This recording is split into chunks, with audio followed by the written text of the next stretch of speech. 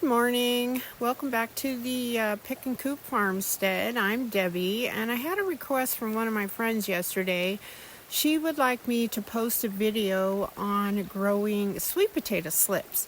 So first of all, you're going to need whatever variety potatoes, sweet potatoes. There's several different ones. I actually grew mine last year from some slips that I grew off of an organic sweet potato from the store. You want to get organic simply because if it's not, what happens is they spray a growth inhibitor on there and it keeps them from sprouting. So that's the opposite of what we would like to have happen. So what you do is you get your sweet potato home. I would start a couple of months before you want to plant them in the ground. I would say about 3 months. Then you gently scrub your potato.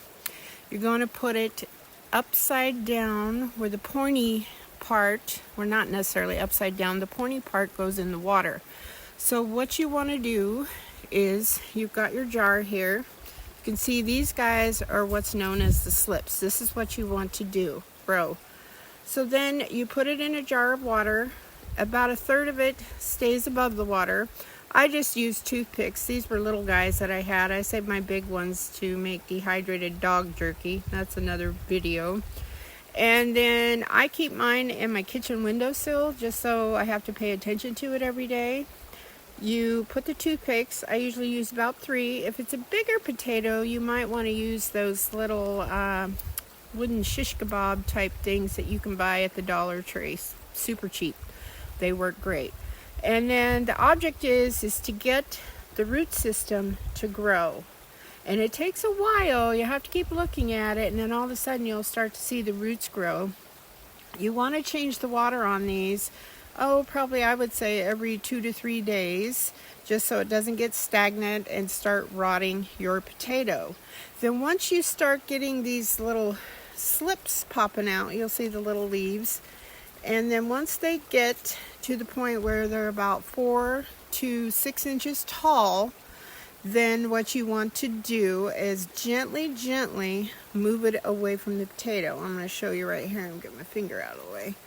You just kind of gently twist and remove it from the potato.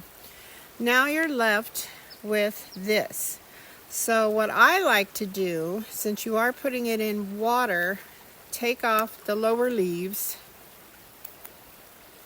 and then you're going to put them in another jar filled with water.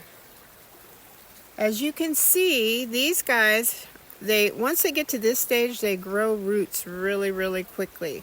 Again, you want to change your water 3 to 4 times a day in the rooting jar, just to keep things from going stagnant. Now, most sweet potatoes do not like it when it's cold or cool. They like it hot. So you do not want to plant your slips out, it doesn't matter how many roots they have, until it's at least consistently 75 degrees. And it just depends on how big of an area you have. I've been planting mine in the big blue mineral tubs that you've seen on my other videos, and I put about 3 to 4 in there, and then I got a nice little crop from one potato, a nice little crop of sweet potatoes, and that's where these guys come from. And so I save them after I harvest them because they'll keep for a long time. You don't want to wash them because they will rot. And then luckily this year I had some little guys left, and I thought, I'm just going to try it. And sure enough, they worked wonderfully. So if you can, save a couple. Once you grow them, save a couple for your next year's harvest. If you have any questions, just put them in the comments, and I hope wherever you are, the sun is shining. Talk to you later. Bye-bye.